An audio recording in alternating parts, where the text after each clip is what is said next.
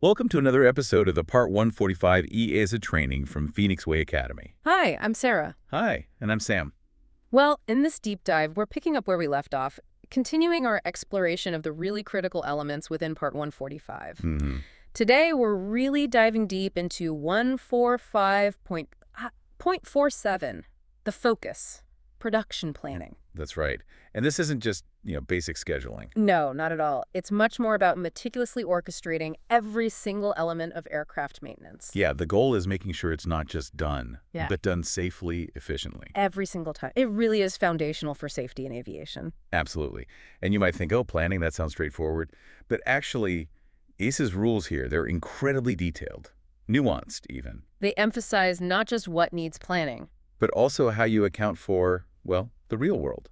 Complex factors, including, crucially, human limitations. So today we'll unpack the core requirements of 145.A.47. Yeah, and then we'll dig right into the practical guidance.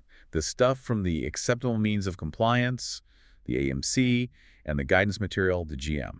Giving you that complete, actionable picture of what robust maintenance planning really looks like. Exactly. Okay, let's unpack this, starting with Clause 145.A.47, subparagraph A. This is really where EASA sets the fundamental requirement, isn't it, for a proper planning system? It is. It's the baseline. The regulation states, and I'll read it clearly, the organization shall have a system appropriate to the amount and complexity of work to plan the availability of all necessary personnel, tools, equipment, material, maintenance data, and facilities in order to ensure the safe completion of the maintenance work. Okay, so the key word there seems to be system. Definitely. It's not just about, say, having a list or a basic schedule. No. It's about an integrated approach.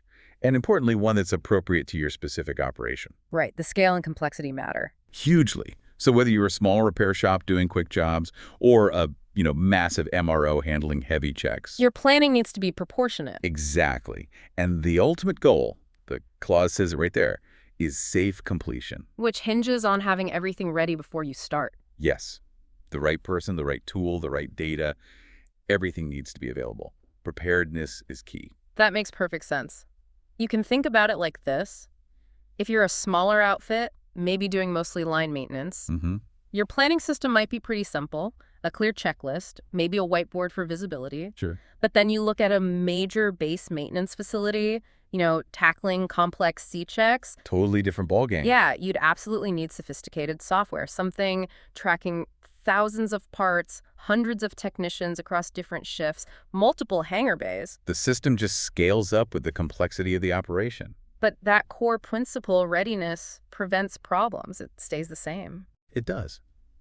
And the acceptable means of compliance for 145.8.47 subparagraph A, it really builds on this idea of scalability. How so? Well, it states, depending on the amount and complexity of work generally performed by the maintenance organization, the planning system may range from a very simple procedure to a complex organizational setup, including a dedicated planning function in support of the production function. Ah, so for the bigger operations, planning isn't just an extra task. Not at all. It could be its own specialized department. A dedicated function, as they say, directly supporting the people doing the hands-on maintenance. That's really insightful. And EASA actually breaks down this production planning function. It says there are two complementary elements. Yes, that's right. First, it's about scheduling the maintenance work ahead to ensure that it will not adversely interfere with other work as regards the availability of all necessary personnel, tools, equipment, material, maintenance data, and facilities. So that's the pre-work phase, lining everything up before anyone even touches the aircraft. Making sure there are no missing parts, no clashes over shared tools. No double bookings. Yeah. Getting it right up front. And then there's the second element, which is just as vital. It's about, during maintenance work, organizing maintenance teams and shifts, and provide all necessary support to ensure the completion of maintenance without undue time pressure. Right, because maintenance is dynamic. Things happen. Exactly. This part is about keeping the workflow smooth while the job is ongoing, making sure teams have what they need when they need it. And crucially, aren't being rushed. That undue time pressure point seems huge. Oh, it is. It's a major factor in errors and safety incidents. You want to avoid that pressure cooker environment. Okay. And the AMC then gives this, pretty exhaustive list of things to consider when you're setting up these planning procedures. It does. It covers a lot of ground. Yeah. Things like Logistics, inventory control, obviously important. Yeah. Then there's square meters of accommodation, the physical space, man-hours estimation, and man-hours availability, managing your workforce time. Also preparation of work, hangar availability, even environmental conditions. Right, like access, lighting standards, and cleanliness. Yeah. Little things that make a big difference. Plus coordinating with suppliers, both internal and external. But the one on that list that really jumps out, especially thinking about safety. Let me guess. The one about alertness. You got it. Scheduling critical maintenance tasks during periods when staff are likely to be most alert. That's subtle, but yeah, really powerful. It's a direct nod to the human element in planning. It shows EASA's holistic view, doesn't it? It's not just about the physical stuff, the space, the parts. It's also about the mental state of the team. Absolutely. And think about coordinating with suppliers properly. If parts arrive on time, it prevents delays. Which prevents that undue pressure we talked about. Exactly. Yeah. So every single aspect, from logistics flow right down to the time of day you schedule a critical task, it all feeds into safety. So summing up 145.47 subparagraph A, the core idea is a planning system that's really tailored to your specific operation. Tailor-made. And it has to rigorously plan for all the resources, people, tools, data, space. Covering both that pre-work scheduling and the in-work organization. And the big goals are always avoiding interference, preventing that dangerous time pressure. And ultimately ensuring safety. Through really meticulous preparation across everything. It's definitely more than just a simple checklist. It's a dynamic framework. Well put.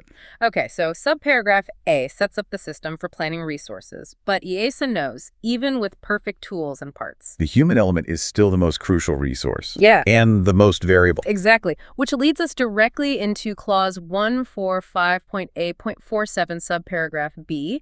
This shifts the focus squarely onto human performance limitations. And specifically fatigue. Yes, fatigue, a critical, maybe sometimes underestimated safety factor. It's just so vital for preventing maintenance errors. It really is. The clause mandates, quite directly, as part of the management system, the planning of maintenance tasks and the organizing of shifts shall take into account human performance limitations, including the threat of fatigue for maintenance personnel. So fatigue isn't just, an individual's problem to manage. No, the regulation makes it clear. It's a systemic safety threat. It has to be proactively addressed right within the organization's main management system. Integrated right in. Yes. And it directly impacts how you plan tasks, how you organize shifts. It underlines that connection to the overall safety culture. And the acceptable means of compliance 14145.A.47 subparagraph B gives us more detail. It's titled Consideration of Fatigue in the Planning of Maintenance. Right. And it starts by acknowledging something important. It says, the way and the extent to which the organization should consider the threat of fatigue will vary. So it's not one size fits all. Definitely not. It will vary from one organization to another and from one maintenance event to another, depending on what maintenance is to be carried out, how, where, when, and by whom. So it's highly contextual. It depends on the job, the place, the time, the people involved. Precisely. But for organizations where their activity is, quote, prone to fatigue issues, the AMC then lays out a pretty comprehensive approach. 4 key things. Okay, what are they? First, ensure that the safety policy gives due consideration to the aspects of fatigue. That policy comes from 145.A.200. Right, embedded in the policy. Makes sense. Second, ensure that the internal safety reporting scheme enables the collection of fatigue issues. That's linking to 145.A.202. So you need a way for people to actually report fatigue concerns. Yes. Third, ensure that the threat of fatigue is adequately taken into account by the management system key processes. Things like assessment, management, monitoring. So actively manage it, don't just note it. Exactly. And finally, fourth, provide safety promotion material and adapt safety training accordingly. That seems like a really integrated strategy. It's not just talking about fatigue. No, it has to be deep in the system, in the policy, in the reporting, in the day-to-day management. And even in the training and safety messages people see. Right. It really prompts a question for any organization, doesn't it? Beyond just having a policy, how dynamically are you really adapting your training, your procedures, based on the actual fatigue issues your own staff are reporting? That's a very good point. Are they closing the loop? Now, to understand what actually causes fatigue, the guidance material 145.A.47 subparagraph B is helpful. It lists common triggers. Okay. It clarifies that fatigue can be induced by, 1, the environment and conditions, Right. like noise, humidity, temperature, working in confined spaces, working overhead. The physical stress of the job environment itself. Yeah. 2, excessive hours of duty and shift working, especially things like multiple shift periods, weird patterns, lots of overtime, night work. The classic culprits. Right. And 3, travel to the maintenance location. Things like jet lag or just long travel times. Travel fatigue. Often overlooked. Definitely. Yeah. And the GM strongly emphasizes fatigue is one of the factors that may contribute towards maintenance errors when it is not properly considered as part of planning activities. So it's a direct link. If you don't plan for fatigue, you're inviting errors. That's the message. It makes it clear it's not just about long hours. It's the specific conditions, the environment, the travel. All of it matters. Understanding that full picture seems crucial for effective planning. It is. And the guidance material also gives concrete strategies on how to plan to minimize it. Okay, like what? It says taking fatigue into account means setting up the work in shifts so staff can stay sufficiently free from fatigue to work safely. This includes providing rest periods of sufficient time to overcome the effects of the previous shift and to be rested by the start of the following shift. So proper rest between shifts is non-negotiable. Absolutely. Yeah. Also, avoiding shift patterns that cause a serious disruption of an established sleep work pattern, such as alternating day-night duties. Yeah, those quick flips between days and nights are brutal. They really are. And finally, planning recurrent extended rest periods and notifying staff sufficiently in advance. So plan downtime, longer breaks, and giving people notice. Yes, it puts the responsibility firmly on the organization to be proactive with scheduling, not just reacting when people are already exhausted. That makes sense. Now, bringing it back to the AMC 14145.A.47 subparagraph B, it talks about good practices for organizing shifts. It does. It says, the organizing of shifts should consider good practices in the maintenance domain and applicable rules. Standard stuff. But then, the resulting shift schedule should be shared with the maintenance staff sufficiently in advance so they can plan adequate rest. Transparency, letting people plan their lives, their rest. Exactly. And this next bit is really important. The established shift durations should not be exceeded merely for management convenience, even when staff is willing to work extended hours. Wow. Even if staff are willing. Even then, it highlights the organization's duty of care. You can't just extend shifts because it suits the schedule, even if someone says, yeah, I could do it. It's about protecting people from maybe self-induced fatigue or pressure to work longer. Precisely. The organization has the ultimate responsibility there. Okay, but what about unscheduled stuff? Emergencies, AOGs? The AMC covers that too. It acknowledges reality. It requires that the organization should have a procedure, including mitigations, to address cases where the working hours are to be significantly increased, or when the shift pattern is to be significantly modified, such as for urgent operational reasons. So have a plan for the unexpected. Yes.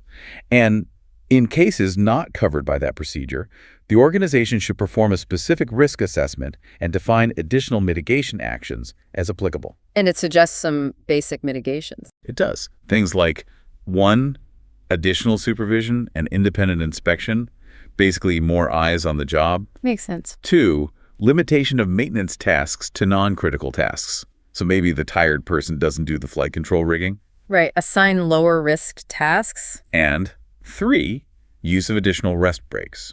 Simple but effective. So even when things go off plan, like in an AOG situation, there has to be a structured way to manage the increased hours or changed shifts. Absolutely. It's about having that formal procedure, doing the risk assessment, and putting those mitigations in place. Being prepared for the unforeseen, but still upholding safety. Let's picture that AOG scenario. An urgent overnight repair. Okay. The team's motivated, they want the aircraft back in service, but extending shifts way beyond normal. That has to trigger this predefined procedure. Right. So maybe it means bringing in an extra supervisor for those independent checks. Could be. Or maybe, like you said, assigning non-critical tasks, maybe cleaning up the work area, organizing tools to the technicians feeling the fatigue most. Rather than having them do complex troubleshooting. Exactly. Or maybe it just means building in mandatory 15-minute power naps or ensuring longer structured breaks during that extended shift. It's all about mitigating that risk. The inherent risk that comes with those necessary but demanding long hours. Okay, so summing up 145.8.47 subparagraph B, Fatigue management isn't an add-on, it's absolutely integral to production planning. Totally integrated. It needs that holistic approach within the whole management system, from policy to reporting, training, active management. And the planning itself has to actively work to minimize fatigue. Yes, by providing enough rest, avoiding those disruptive shift patterns. And having clear procedures and specific mitigations ready for when unexpected demands hit. All while really understanding and acknowledging those environmental and personal factors that actually cause fatigue in the first place. Got it. That's a really comprehensive view. Okay, so we've planned the resources, considered fatigue. What's next? Well, next up is something often overlooked, maybe, but absolutely critical for smooth operations. Communication during handovers. Ah, yes, the shift change. Exactly. Clause 145.A.47 subparagraph C covers this. Effective communication during shift or personnel changeover. It simply states, when it is required to hand over the continuation or completion of maintenance tasks for reasons of a shift or personnel changeover, relevant information shall be adequately communicated between outgoing and incoming personnel. Adequately communicated. Seems simple, but the implications are huge. They really are. This clause underlines just how vital that information transfer is in aviation. A missed detail during a handover, even something seemingly small, can have catastrophic consequences down the line. Absolutely. So it's not just, a casual chat as people swap shifts. No, it's a formal regulatory requirement for adequate communication. The goal is ensuring task continuity and safety. And the acceptable means of compliance for 145.47 subparagraph C gives us the blueprint for what adequate actually looks like, what makes a handover effective. Okay. It says the main objective is, obviously, to ensure effective communication at the point of handing over. Right. And it breaks down an effective handover into three sort of basic elements, but they're profound. What are they? First, the outgoing person's ability to understand and communicate the important elements of the job or task being passed over. So clarity from the person leaving. Exactly. Second, the incoming person's ability to understand and assimilate the information being provided. Active listening and comprehension from the person arriving. And third, and this is maybe the most critical bit, a formalized process for exchanging information and a planned shift overlap and a place for such exchanges to take place. Ah, the formalized process part, with a planned overlap and a designated place. Yes, that's where the rubber meets the road, as they say. It means it's not just a hurried conversation, maybe shouted across the hangar floor. Definitely not. It's structured, it's dedicated time, dedicated space. A process designed to ensure nothing falls through the cracks. Fostering that mutual understanding between the teams. Yeah, it's a clear sign that safety demands a deliberate, thought-out approach to transferring information, not leaving it to chance. You really hit on something critical there. Let's think about a scenario. Say a technician is deep into troubleshooting a complex avionics fault. Flight controls, maybe? Okay, complex system. Their shift ends. They must be able to clearly explain not just what they did. But what's the current status? What tests are still pending? Any weird quirks they noticed? Exactly. And the incoming tech, they need to actively listen, ask questions to clarify anything unclear. And confirm they've understood it correctly? Right. And having a formal handover log or maybe a dedicated brief meeting in a quiet area during that short overlap. That ensures the critical info gets exchanged properly. And prevents those common errors like redoing work unnecessarily or missing a vital step. Or just misinterpreting the state of a system. All things that could seriously compromise flight safety. So for 145.A.47 subparagraph C, the main takeaway is effective handover needs those three pillars. Clear communication going out. Thorough understanding coming in. And that formalized, structured process with dedicated time and place. It's all about ensuring that seamless continuity and preventing those dangerous information gaps between shifts or people. Couldn't agree more. All right, finally, we get to the last part of this clause. 145.A.47 subparagraph D. This one addresses something maybe a bit more nuanced, but still vital for safety. It's about managing interfaces when you have external teams working in your facility. Ah, managing the shared environment. Exactly. Shared environment, shared responsibility in a way. The clause requires The organization shall ensure that aviation safety hazards associated with external working teams carrying out maintenance at the organization's facilities are considered by the organization's management system. So it highlights this often overlooked risk area, doesn't it, when you have multiple different organizations working side by side in the same space? It does, even if they're completely separate companies. The Part 145 organization that's hosting them, the one whose facility it is. They are ultimately responsible for identifying and mitigating the collective safety hazards, the risks that arise purely because these different teams are present together. And that responsibility has to be baked into their own management system. Yes, integrated within their SMS. Now, the guidance material 145.47 subparagraph D helps clarify who these external working teams are. Okay, who counts? Well, it defines them broadly as an organization that does not belong to the Part 145 organization in whose facility the maintenance is being carrying out. And it gives examples, saying the list isn't exhaustive. They could be contracted by the Part 145 maintenance organization. Right, you hire them directly. Or subcontracted by the Part 145 maintenance organization. Right. Or even contracted by the person or organization responsible for the aircraft continuing airworthiness. Ah, so maybe the owner or operator brings in their own specialist team to work alongside yours. Exactly. So this broad definition means pretty much any independent group working within your facility falls under this requirement. It reflects that complex, sort of interconnected ecosystem we see in aviation maintenance. That makes sense. So what's the main objective here, according to the GM? The GM zeroes in on it. It says, the objective is to manage the risk involved in the actual execution of maintenance by the various organizations at the same location. Managing the risk of them interacting, basically. Precisely. And it gives a great example. The need for one organization to be informed that they should not put the aircraft in a certain configuration regarding, for instance, electrical power, if this could contribute to an error in the maintenance performed by another organization. The conflicting configuration problem. Exactly. It also points you to GM 2145.0.205 if you need the details on the difference between contracting and subcontracting. But that example really paints a clear picture. Imagine one team's working on, say, the landing gear hydraulics. Okay, it needs hydraulic power. While a completely separate external team is working on, I don't know, an electrical system somewhere else. Right. Without proper coordination and hazard management by the host organization. The first team could power up hydraulics. And inadvertently create a hazard for the second team working on the electrics. Or vice versa with electrical power. It really emphasizes that even though they're external, their activities at your facility become your safety responsibility to manage at that higher interface level. You have to manage those potential dangerous interactions. Absolutely. A common real-world example. Maybe an engine OEM's field service team comes into your hangar. To do a specific engine mod, perhaps? While your own Part 145 team is doing a routine check on other aircraft systems simultaneously, Okay.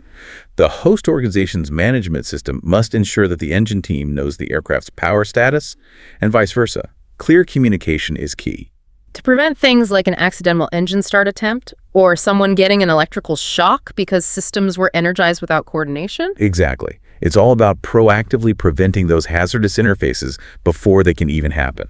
So, wrapping up 145.A.47 subparagraph D, the host Part 145 organization has to proactively manage all safety hazards that might arise from any external team working on their premises. Proactively. Which means including these potential interfaces in your safety management system. And ensuring really clear communication and coordination protocols are in place to prevent those dangerous scenarios like conflicting aircraft configurations or uncoordinated power-ups. It's about managing those invisible lines of risk that appear when you have multiple players in the same workspace. Got it. A very important consideration. So we've really covered a significant amount of ground today, haven't we? I certainly have. From the absolute fundamentals of the planning system in 145.A.47, right through to the critical, very human-centric focus on fatigue management in subparagraph B. Then we dug into that vital process of handovers, the communication piece in the subparagraph C.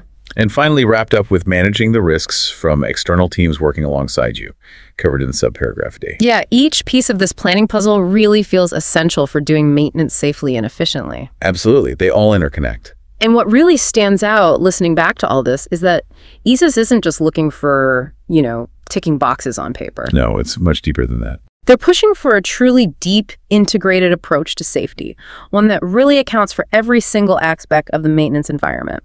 Especially as we saw, that unpredictable, crucial human element. Definitely. The examples we talked through really drive home the why these detailed regulations exist in the first place. It makes you think, doesn't it? How many organizations, even with the best intentions, might still be perhaps overlooking some of these subtle but really critical interdependencies in their day-to-day planning and operations? Something to reflect on. A very provocative thought to end on. Indeed.